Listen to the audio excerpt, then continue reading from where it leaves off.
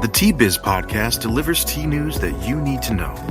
A recap of the week's major headlines with commentary and cultural trends hosted by Dan Bolton. It is the voice of origin for tea professionals and enthusiasts worldwide. Think of us as a digital caravan of storytellers, bringing authentic, authoritative, and exclusive stories to you weekly from the tea lands.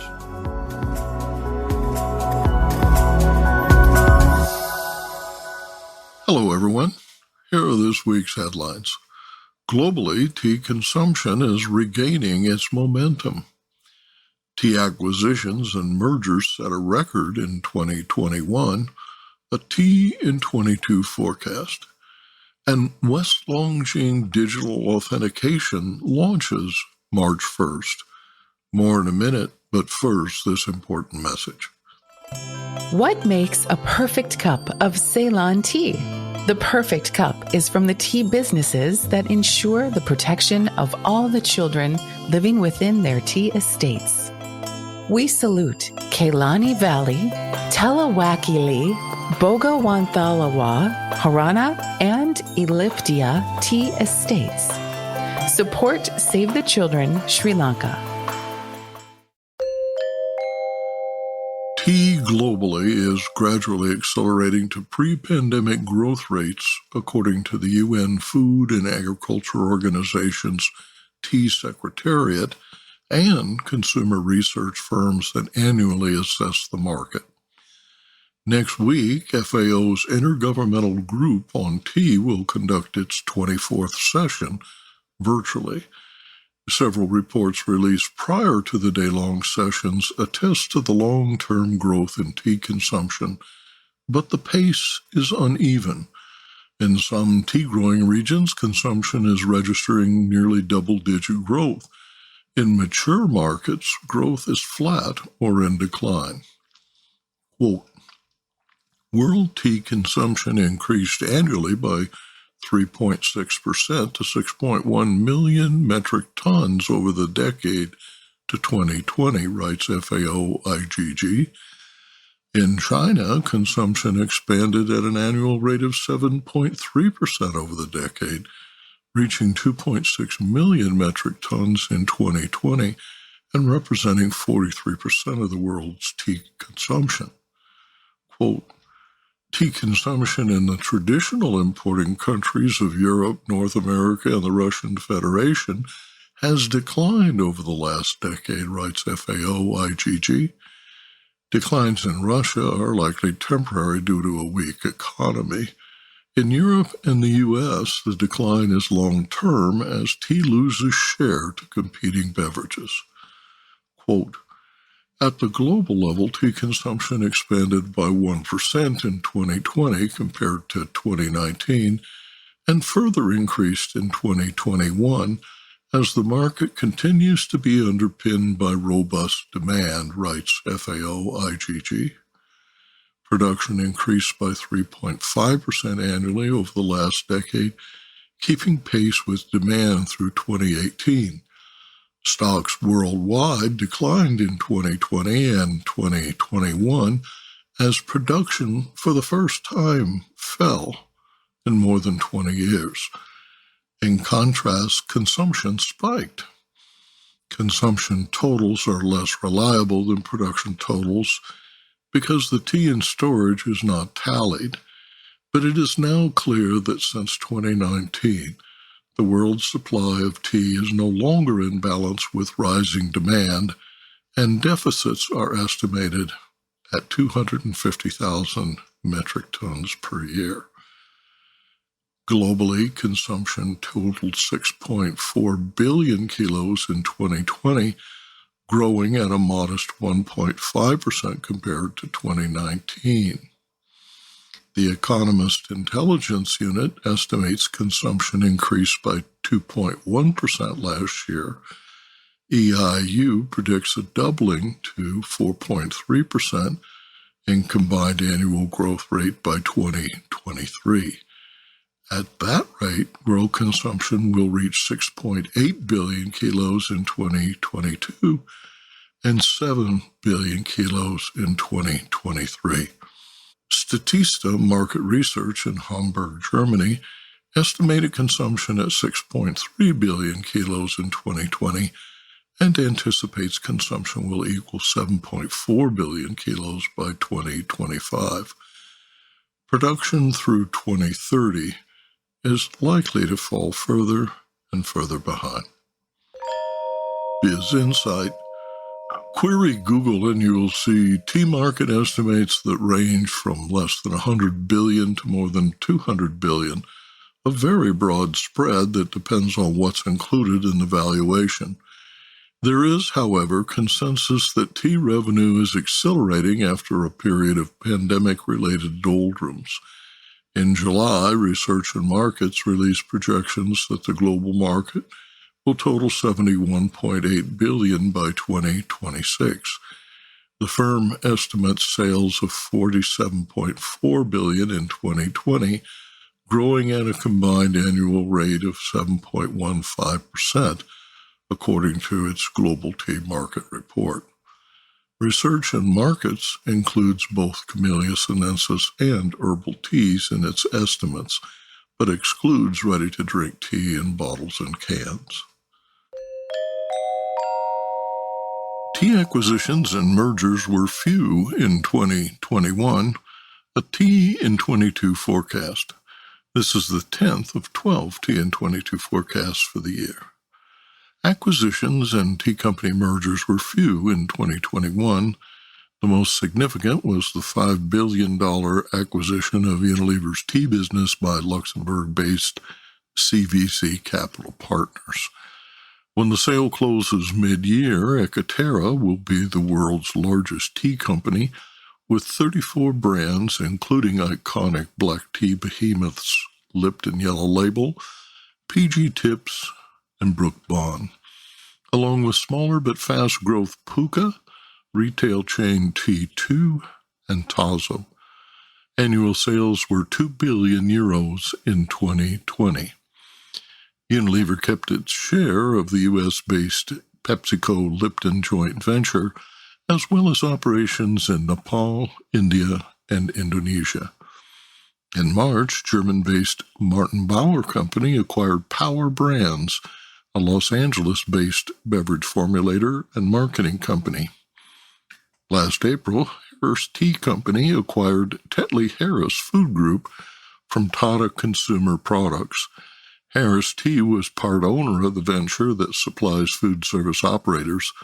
Harris is the largest blender of private label tea in the U.S., distributing licensed brands that include Good Earth, Newman's Own, Salada, Red Rose, Chai Moments, and Southern Breeze.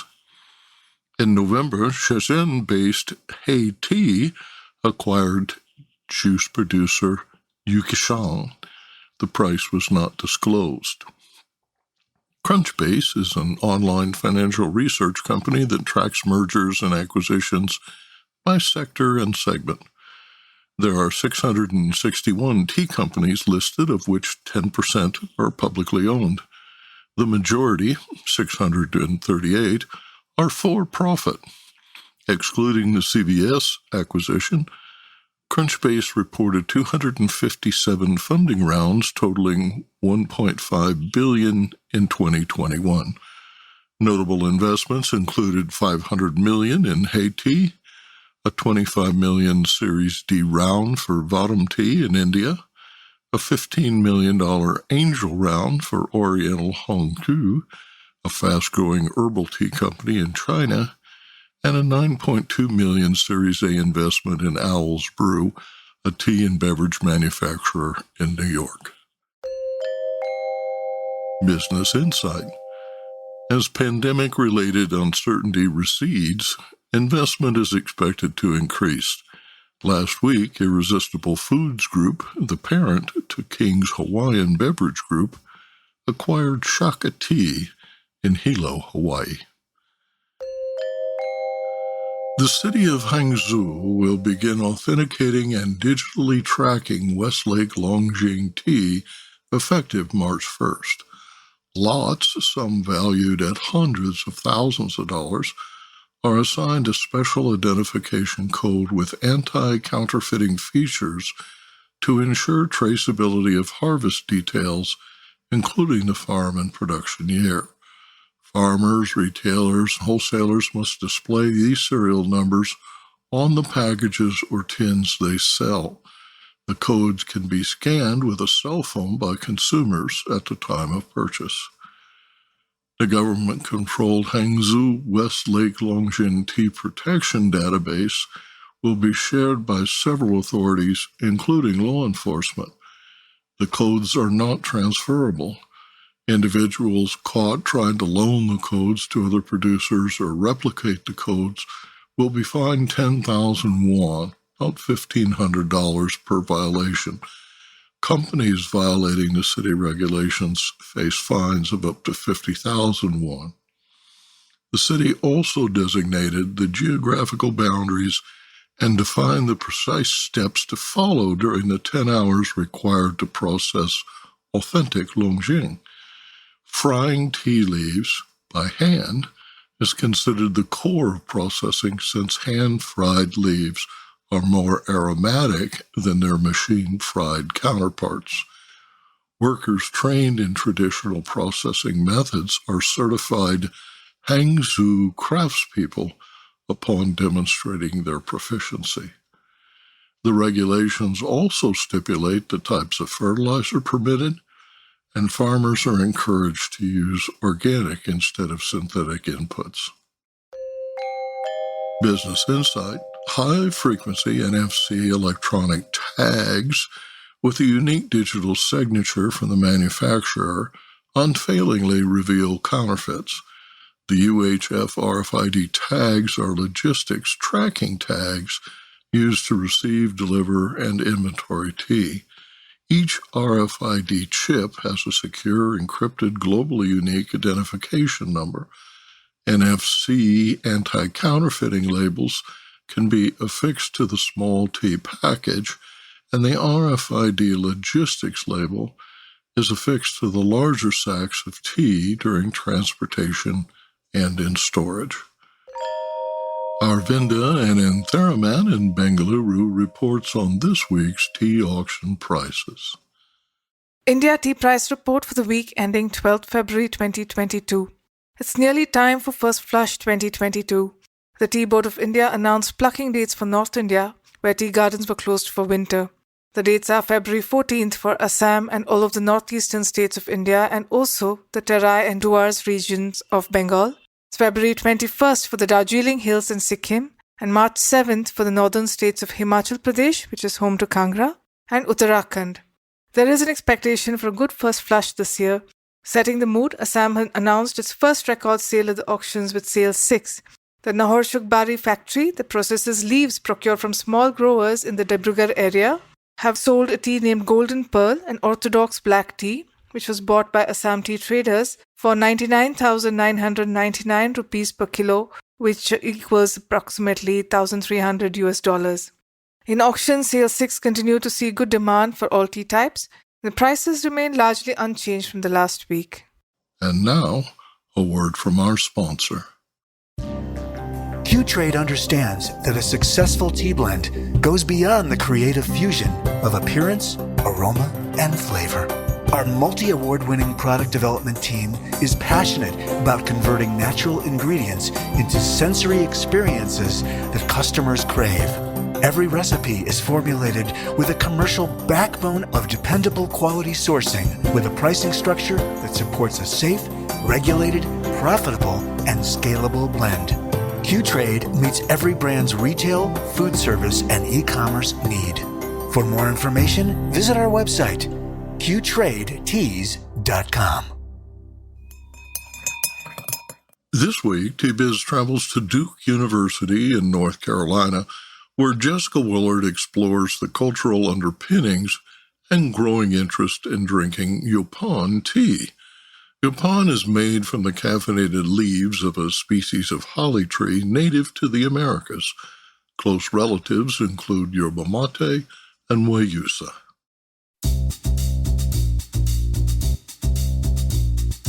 What makes one beverage become more popular than another? what makes a beverage take hold at one moment in history over another.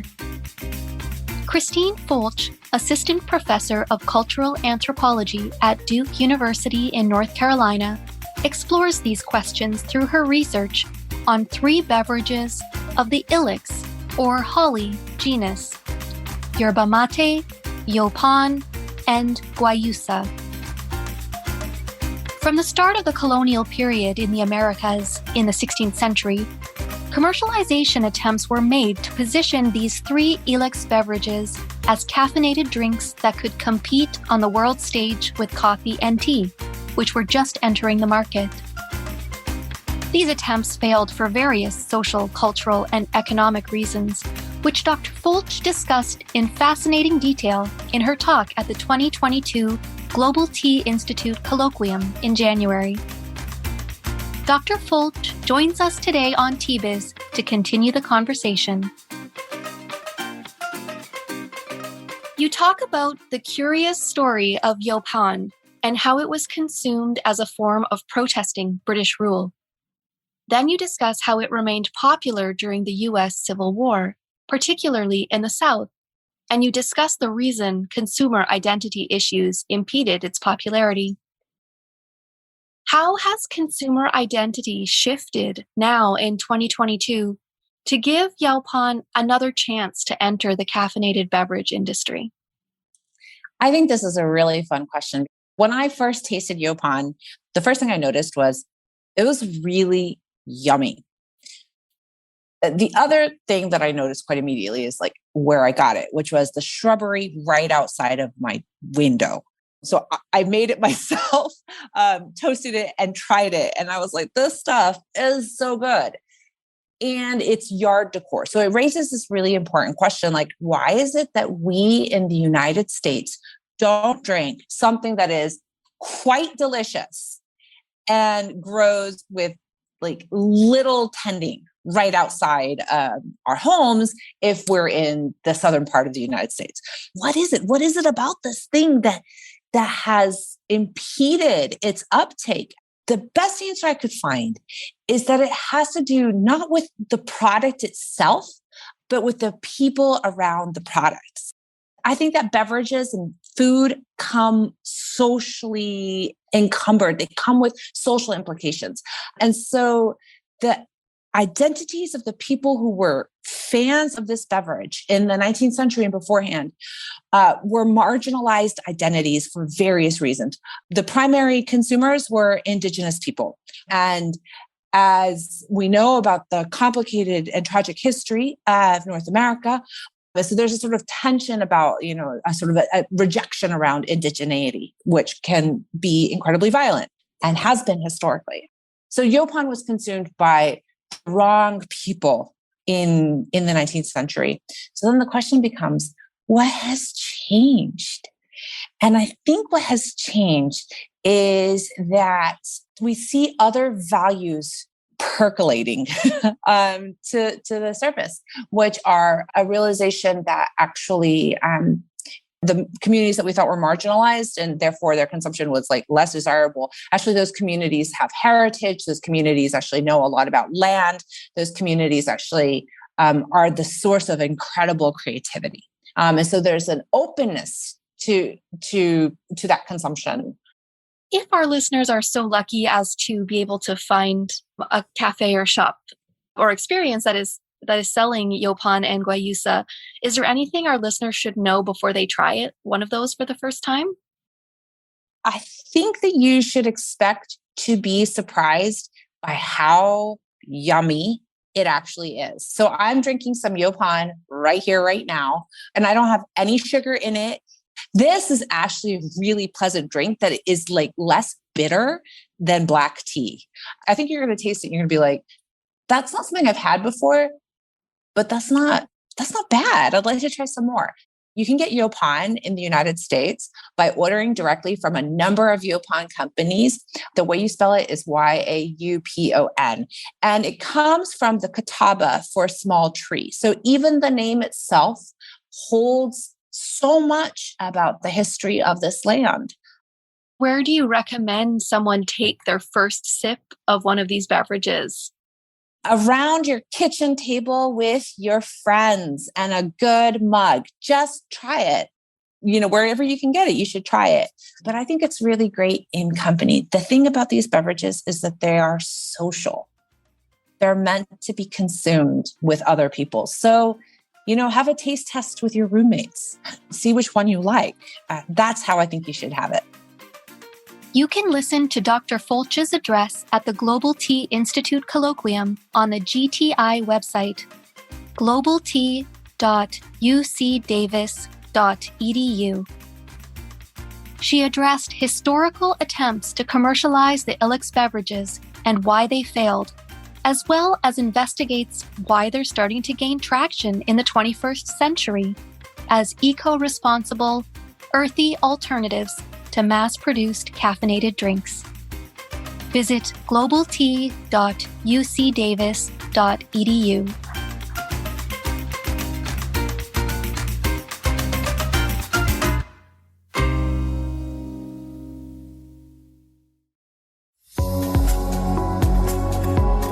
Intrigued by what you heard in today's podcast? Would you like to learn more from our global network of tea-biz journalists and tea experts? Remember to visit the Tea-Biz website for more comprehensive coverage. That's www.t-biz.com. Thanks for listening. Farewell till next week.